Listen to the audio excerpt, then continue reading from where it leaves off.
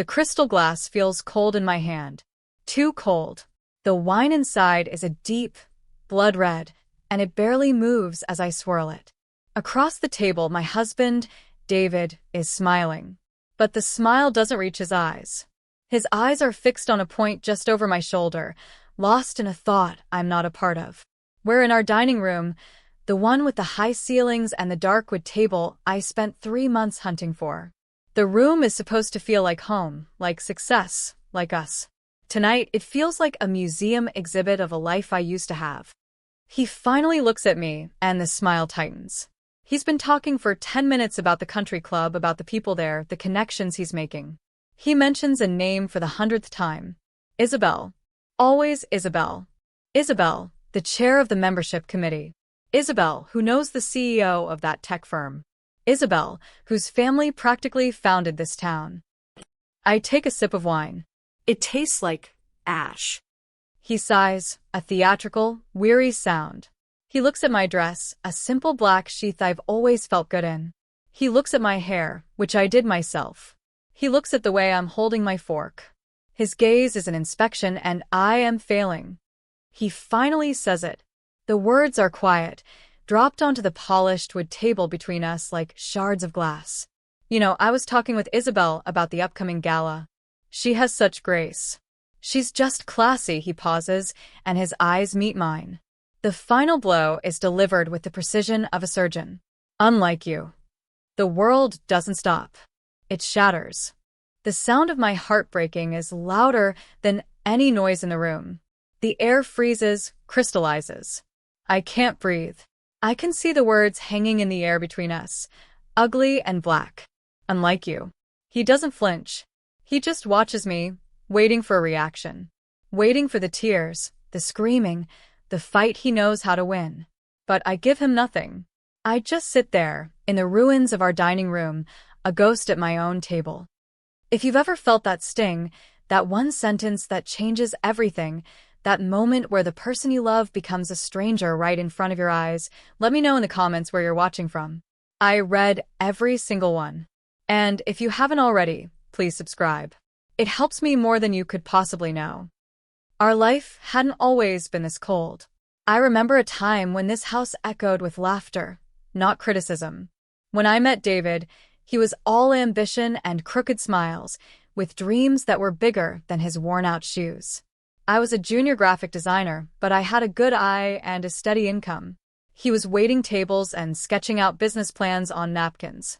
I believed in him.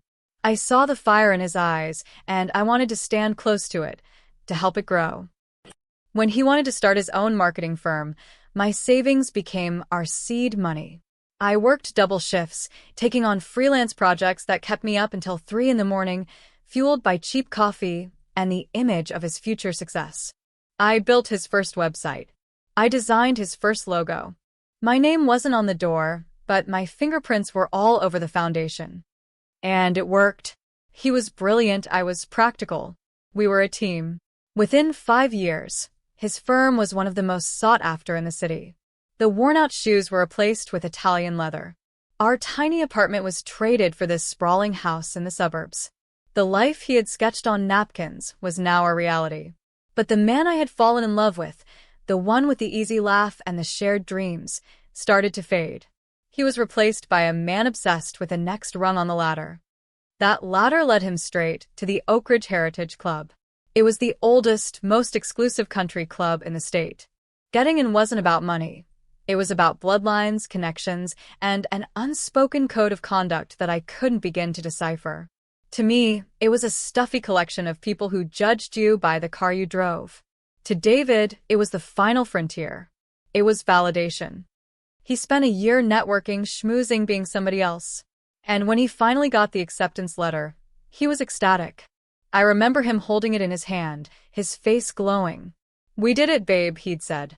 "We're in," but I knew it wasn't we, it was he. I didn't fit in there, and I knew it. My idea of a good time was a backyard barbecue with my friends, not a silent, 9-hour golf game. I preferred jeans to tweed. Authenticity to etiquette. The first time he brought me to the club, I felt like a foreign object. The women there, with their perfect hair and quiet jewelry, looked through me. Their smiles were thin, their questions pointed. "And what is it you do?" they'd ask, their tone implying the answer couldn't possibly be interesting. David would answer for me, dressing up my freelance work to sound more impressive than it was. He was embarrassed. Embarrassed of me. That's when he started talking about Isabelle de la Croix. She was the queen bee of Oakridge. Her family money was old, her influence was absolute.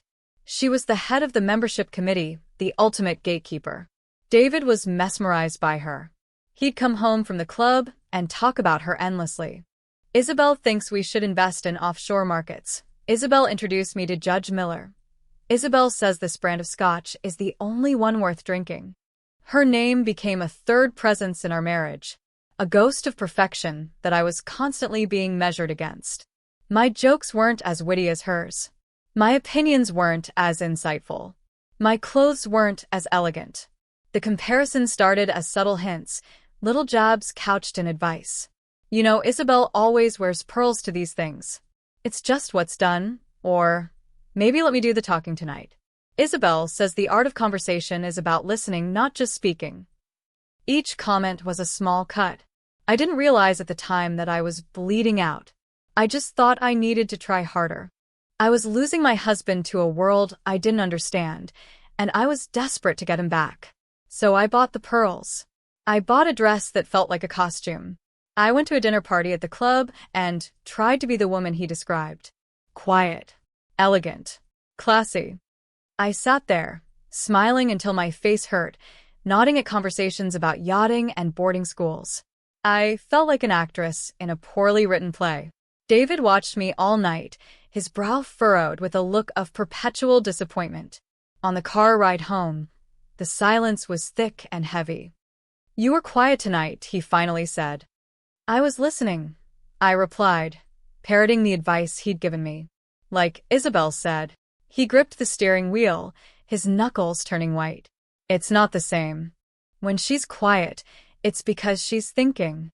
When you're quiet, you just look lost." That was the moment I stopped trying. The costume came off. The pearls went back in the box. I couldn't be Isabelle, and I was starting to realize I didn't want to be. But I also didn't know who I was supposed to be anymore. I was adrift in my own life. I started avoiding the club events. I made excuses. I told him to go without me. At first, he argued. Then he seemed relieved. His late nights became more frequent. "Networking," he'd say, the word already tasting like a lie in my mouth. Dinner with a potential client, a strategy session with some of the guys from the club. He started coming home smelling of a perfume I didn't recognize, something expensive and floral, a scent that didn't belong in our house. It clung to his clothes like a secret. One evening, he came home well after midnight. I was in bed, pretending to be asleep. He undressed in the dark, but I could hear the rustle of his suit jacket as he hung it in the closet. The floral scent filled the room, suffocating me. The next morning, after he left for a ridiculously early golf meeting, I went to the closet. I buried my face in his jacket, and there it was. Stronger this time. Undeniable. My stomach twisted. Later that week, I was cleaning out his car, a task I always did because he never remembered to. Tucked into the side pocket of the driver's side door was a crumpled receipt. It was from a high-end jewelry boutique, one of those places where the price tags have more zeros than I was comfortable with. The date was from last month, a week before my birthday. I remembered my birthday gift from him. A gift certificate to a spa. Nice, but impersonal. Detached. I smoothed out the receipt. The item listed was a Delacroix emerald pendant. Delacroix. The name hit me like a physical blow. It was her name. Isabelle de la Croix. He had bought her a necklace. A necklace with her own name in the description. The sheer arrogance of it, the flagrant disrespect, left me breathless. My world, which had been slowly tilting, was now in a free fall. The ground I thought was solid beneath my feet was just an illusion. I was living with a stranger. A man who bought another woman jewelry while giving his wife a gift card. The hurt was so profound, it felt like a physical illness. I decided to confront him. I waited for him to get home, the crumpled receipt in my trembling hand. I rehearsed the words in my head, trying to sound calm and rational, not like the hysterical wife I knew he would try to paint me as. He walked in whistling, tossing his keys into the bowl by the door. "Long day," he said, loosening his tie. We need to talk, I said. My voice was tight, thin. He sighed, his shoulders slumping in annoyance. "Can this wait? I'm exhausted." "No," I said, holding out the receipt. "It can't." He glanced at it, and for a split second, I saw a flicker of panic in his eyes. But it was gone as quickly as it appeared, replaced by a mask of bored indignation. "What is this?" "It's a receipt. For a necklace." À de la croix émeraude pendant. "You bought it a week before my birthday." He laughed. A cold, dismissive sound that made my skin crawl. "Oh, for God's sake. Are you going through my things now? Is this what we've come to? You bought her a necklace, David. Isabel? Don't be ridiculous," he scoffed, turning to walk away. "It was a group gift. A few of us on the board went in on it for her. A thank you for all the work she does for the club." "A group gift?" I asked, my voice rising despite my best efforts. "Then why is the receipt from your credit card? Why did you hide it?" "I paid for it and the others reimburse me. It's how these things work."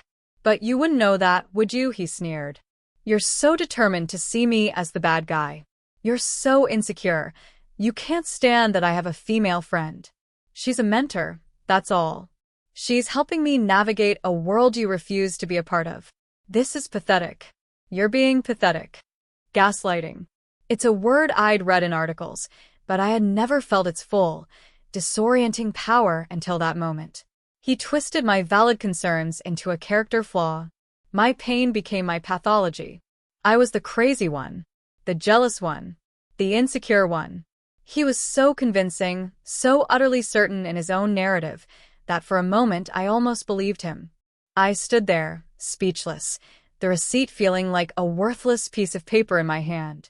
He had an answer for everything, an excuse for every lie. He walked away, leaving me alone in the hallway, drowning in a sea of doubt he had created just for me. The doubt lingered for weeks, a poison fog in my mind. Was I crazy? Was I inventing this betrayal because I was intimidated by Isabel and the life he was building? I felt myself shrinking, becoming smaller and smaller in my own home. I started sleeping in the guest room. The silence between us was a living entity, thick and suffocating. He acted as if nothing had happened, as if our conversation had been a figment of my overactive imagination. He was cheerful, distant, and always busy. The breaking point came on a Tuesday. It was our anniversary.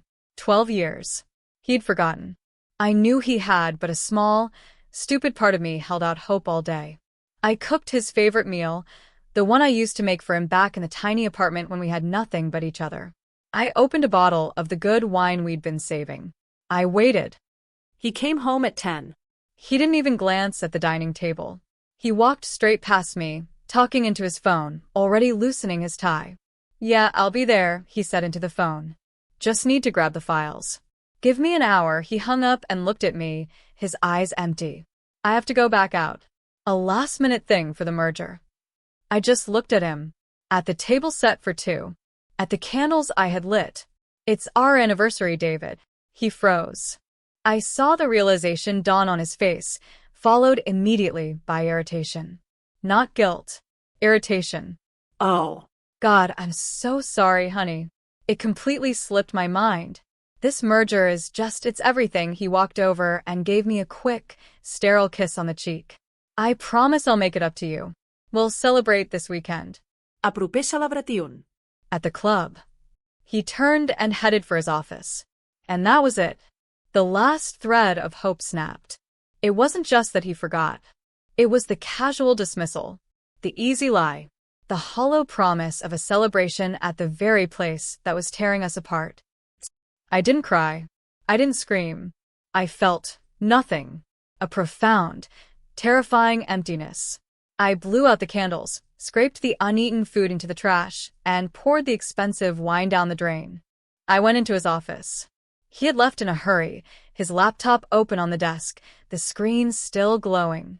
We didn't have secrets about passwords. Or, at least, I thought we didn't. His email was open. A new message had just come in. The sender was Isabelle de la Croix. The subject line was, "Tonight." My hand trembled as I moved the mouse.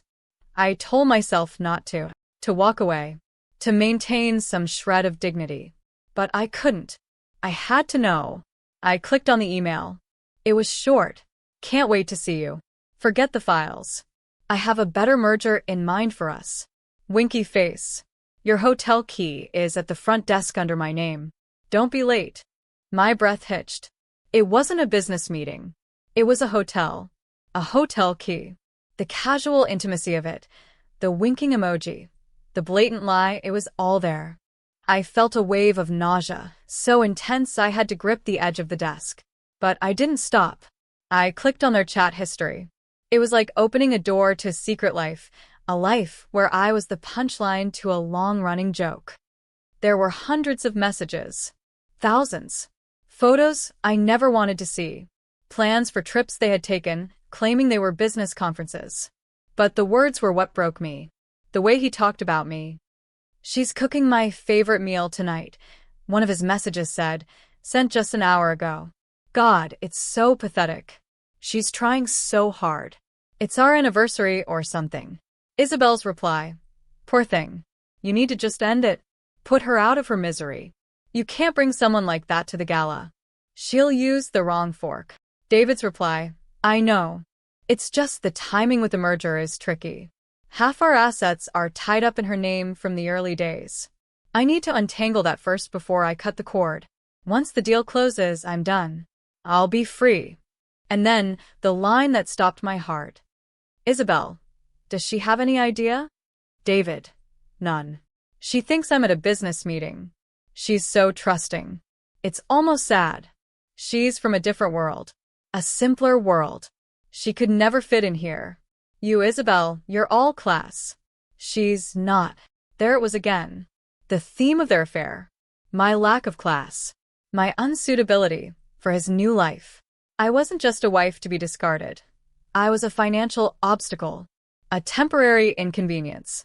An embarrassing secret he had to manage until he could afford to get rid of me. The hurt was blinding, but underneath it, something new was forming.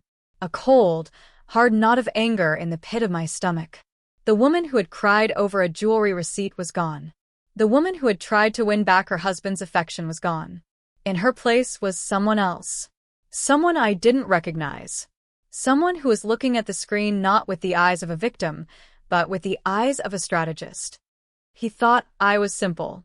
He thought I was trusting. He had underestimated me. And in that underestimation, he had given me a weapon. I started scrolling, reading every word, every cruel joke, every financial detail they discussed. I wasn't just looking at evidence of an affair anymore. I was looking at a roadmap to their destruction. My mind went from, how could he do this to me, to, how do I make him pay for it? The shift was seismic. It was absolute. The game had changed. And I was about to make my first move. The hours that followed were a blur of cold, methodical fury. I sat at his desk, in his chair, and I became an archaeologist of my own ruin. I dug through everything. Emails, chat logs, bank statements, credit card bills. I saved everything to a secure cloud drive, then onto a separate hard drive I kept hidden in a box of old college textbooks. I created a fortress of evidence. The affair was just the surface. The real betrayal was buried in the numbers. He had been siphoning money from our joint accounts for months, funneling it into a private account under his name only. He'd listed lavish dinners with Isabelle as client entertainment. A weekend trip to a boutique hotel in the wine country was coded as a corporate retreat. The Delacroix pendant was just the tip of the iceberg. He bought her a designer watch, paid for her car to be detailed, even covered her dues at the club for the last quarter. He was using the money I had helped him make, the money from the business I had helped him build, to finance his new life with her. But the most damning discovery was in their chat logs about the merger he was so obsessed with. It was a massive deal that would make his firm a major player. He was partnering with two other powerful men, both of whom were prominent members of the Oak Ridge Club. In his messages with Isabel, David was mocking them. He called his partners old money fools who were too lazy to do their own due diligence. He and Isabel had a plan. Once the merger was complete, he would use a legal loophole he discovered to leverage a majority stake, effectively pushing his new partners out and taking control of the entire new entity himself. He was planning to defraud the very men whose approval he so desperately craved. And Isabel was his co-conspirator. She was feeding him information about them, details she'd picked up at the club, at board meetings. "Miller's son is in some trouble," one of her messages read. "He'll be distracted. Now is the time to push for the revised terms." She was using her position, her access, her class, as a weapon. I felt the floor drop out from under me. This wasn't just about my marriage anymore. This was a conspiracy to commit fraud. He wasn't just leaving me. He was planning to leave me with nothing after gutting our shared assets and committing a crime that could land him in prison. I was staring at a future of public humiliation, financial ruin, and legal battles I couldn't possibly afford. I felt a crushing weight of despair. He had all the power, all the money, all the connections. I was just the simple wife he was about to discard. I leaned back in his chair, the leather cool against my skin, and I closed my eyes. I saw his face when he told me I wasn't classy. I saw Isabel's smug, imagined smile. I saw the ruins of my life, the 12 years I had invested in a man who saw me as a line item on a balance sheet. I let the despair wash over me, a cold, dark tide. I let it pull me under. For a few minutes, I just floated in the darkness, weightless and lost. I thought about packing a bag and just leaving, disappearing, letting them have their victory. It would be easier. Then, through the fog of my misery, one of Isabel's messages echoed in my mind. It was from a conversation they were having about the club's annual charity gala. David had been complaining that he had to bring me. Isabel had written, "Don't worry, darling. I'll run interference. As chair of the board, it's my duty to make sure the club's image is protected from unfortunate associations." She followed it with a laughing emoji. My eyes snapped open. The board. The club's image. Her position. A switch flipped in my brain. The despair receded, replaced by a surge of adrenaline so potent it made my hands stop shaking. They were so obsessed with their image, with their status, with the pristine, manicured world of the Oak Ridge Heritage Club. They saw it as their fortress, their kingdom. They had no idea they had just handed me the key to the gate. My sadness didn't just disappear, it calcified. It hardened into a diamond-sharp point of focus. I wasn't going to run. I wasn't going to scream or cry. I was going to burn their kingdom to the ground. And I was going to use their own rulebook to do it. I pulled up the Oak Ridge Heritage Club website. I spent the next hour reading. I read the About Us page, the Our History page, the membership page. And then I found it. The Holy Grail. A downloadable PDF of the club's official bylaws and code of conduct. It was a long, tedious document full of legalese and stuffy pronouncements, but I read every single word. Article 3, Section 2. Membership in the Oak Ridge Heritage Club is a privilege, not a right. All members are expected to exhibit the highest moral character and personal integrity, both within the club and in the community at large. Article 4, Section 5b. Any member of the Board of Governors found to be using their position for personal or financial gain, or engaging in conduct that brings disrepute upon the club, shall be subject to immediate review and potential expulsion. Highest moral character. Personal integrity. Conduct that brings disrepute upon the club. Isabel de la Croix, the Queen of Oak Ridge, had just written her own death warrant, and my husband had been her star witness.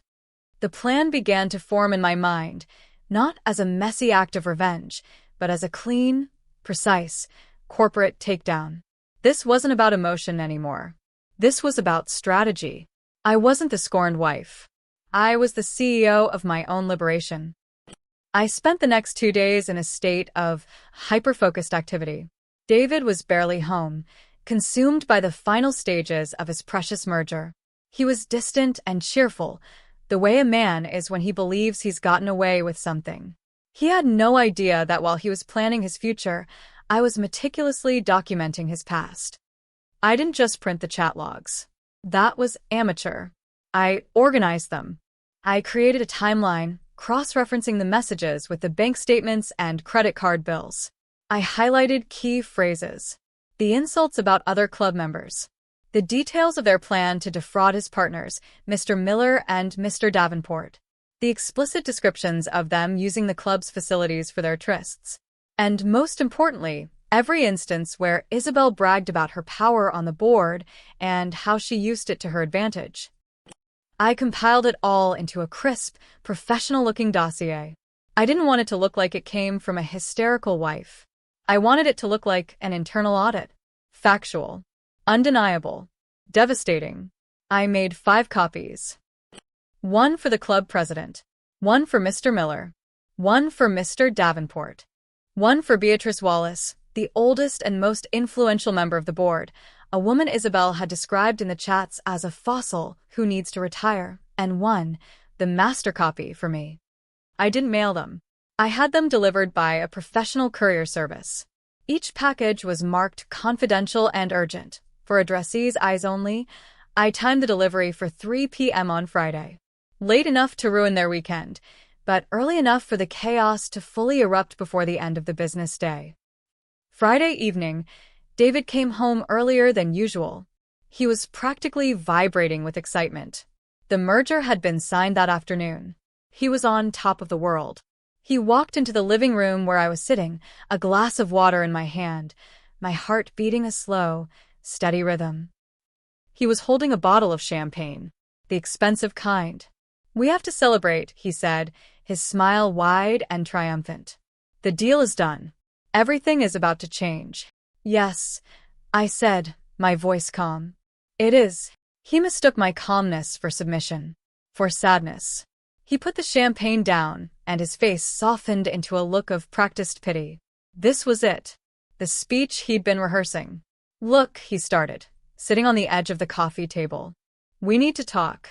I haven't been fair to you." I just watched him, letting him play out his scene. "This isn't easy to say," he continued, running a hand through his hair.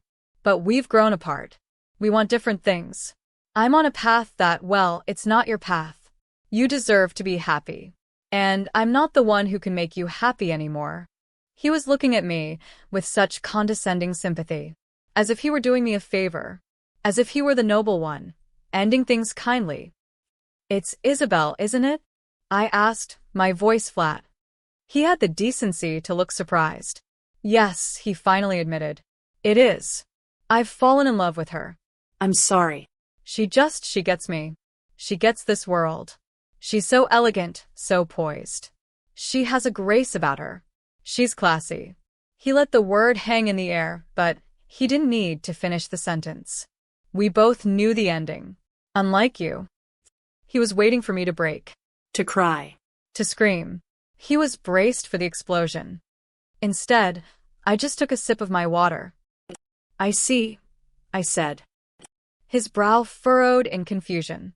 This wasn't the reaction he had prepared for.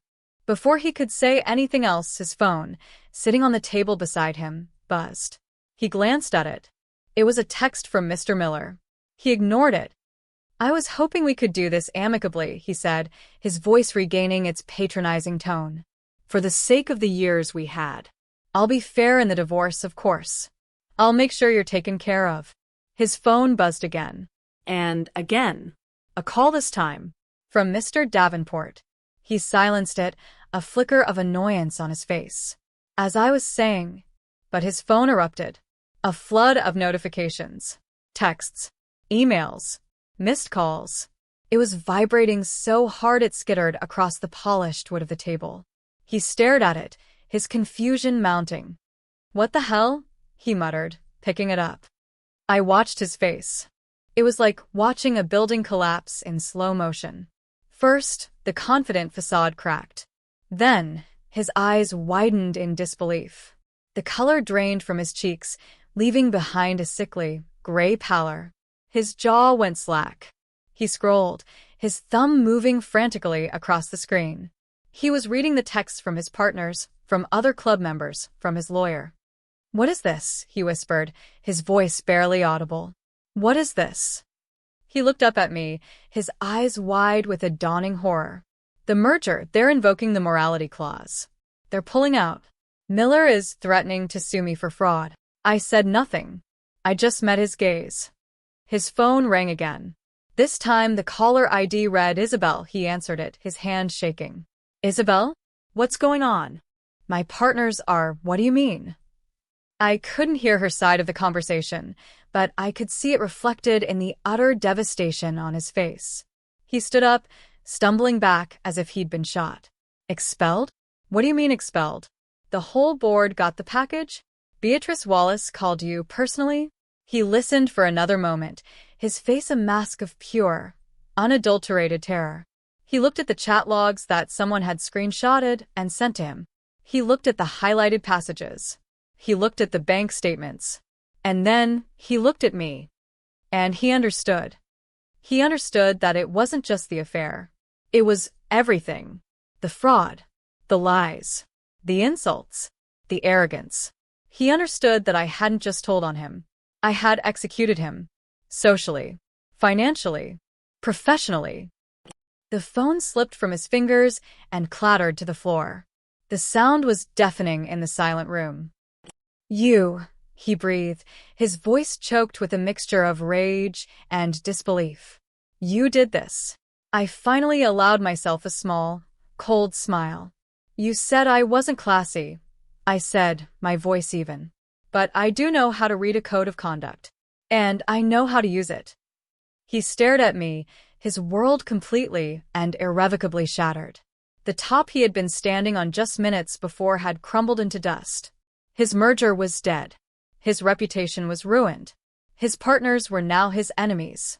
And his classy, elegant queen, the woman for whom he had thrown everything away, had just been stripped of her title and cast out of the kingdom. He opened his mouth, but no sound came out. Then, a noise tore from his throat. It wasn't a word. It was a raw, guttural scream of absolute agony and despair. The sound of a man who had just realized he had aimed a gun at his own life and pulled the trigger. He sank to his knees on the expensive rug, the broken architect of his own downfall, and he screamed. And I just sat there, watching the man I once loved finally, truly, understand the meaning of consequences. The aftermath wasn't a victory parade. There was no confetti, no triumphant music. There was just a quiet, echoing silence. The scream eventually faded, replaced by a hollow sobbing that I walked away from. I went upstairs, packed a single bag, and left the house I had helped buy. I didn't look back. The divorce was swift and brutal. For him, my meticulously compiled dossier wasn't just a tool for social justice, it was a legal battering ram. The evidence of financial infidelity was so overwhelming, so undeniable, that his lawyers advised him to settle immediately and quietly. He had no leverage. His business partners, Miller and Davenport, had indeed filed a lawsuit against him for conspiracy to commit fraud, using the very chat logs I had provided as their primary evidence. His firm, the one built on my savings and late nights, imploded within a month. He had to sell the house to cover his legal fees and the initial settlement. He lost everything. The money, the status, the respect. The life he had killed our marriage for had vanished like a mirage. As for Isabel, she disappeared. Utterly. Expelled from the club and ostracized from the social circle that had been her entire identity, she sold her family home and moved out of state. Her name, once spoken with reverence, became a cautionary tale whispered at cocktail parties. She got what she wanted. She was no longer associated with someone who wasn't classy. She was associated with nothing at all. I didn't take pleasure in their ruin. Not really. Watching someone's life crumble, even someone who has hurt you deeply, leaves a bitter taste. It felt less like a victory and more like a necessary amputation. I had to cut away the diseased parts of my life to save myself. I used my share of the settlement to start over. I moved to a small city by the coast, a place where no one knew my name or my story. I bought a small cottage with a garden. I went back to graphic design, but this time for myself. I started my own small agency, building it slowly on my own terms. My name is on the door now. Some days, the phantom limb of my old life aches. I'll see a couple laughing in a cafe and feel a pang of what I thought I had. The betrayal left scars that don't always stay hidden. But then I walk out into my garden, feel the soil under my fingernails, and I remember. I remember that I survived. More than that, I learned that class isn't about pearls or country clubs. It isn't about the right fork or the right friends. True class is integrity. It's resilience. It's the quiet dignity of rebuilding your life from the ashes, not with bitterness, but with a newfound understanding of your own worth. He tried to tell me who I was, to put me in a box labeled not enough, but my real story was written in the moment I decided to stop believing him. I defined myself, and that is a power no one can ever take away from me.